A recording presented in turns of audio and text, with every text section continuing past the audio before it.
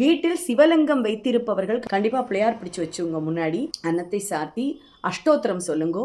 1.5 மணி நேரம் மட்டுமே சிவலிங்கத்தின் மேல் அந்த அன்னம் இருக்க வேண்டும் என்பது ஐதீகம். அதுக்கப்புறமா அதை உடனே எடுத்து நம்ம வீட்டில் இருப்பவர்களுக்கும் சரி, மற்றவர்களுக்கும் வெளியில் யாருக்காவது கொடுக்குறேன்னா கொடுத்தாலும், ஜென்ம யுகங்களுக்கு செய்த அன்னதானம் கொடுத்ததனுடைய பலன் அந்த ஒரு நாளில் மட்டும் நம்மளுக்கு கிடைக்கும். முக்கியமாக கவனிக்க வேண்டிய விதி என்னன்னா, நீங்கள் கொடுக்க போகிற அன்னம் பச்சரிசியாக இருக்கணுங்கிறதா ரொம்ப முக்கியம்.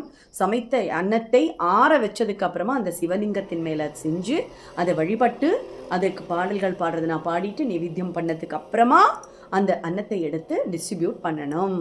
பச்சரிசி தான் யூஸ் பண்ணணும். உபவாசம் இருக்கிறவா அது வரைக்கும் இருந்துட்டு அந்த அன்னம் ஆனதுக்கப்புறம் சாப்பிட்டுட்டு தன்னுடைய விரதத்தை முடிச்சுக்கலாம். கடும் விரதமெல்லாம் தேவையில்லை நாளைக்கு.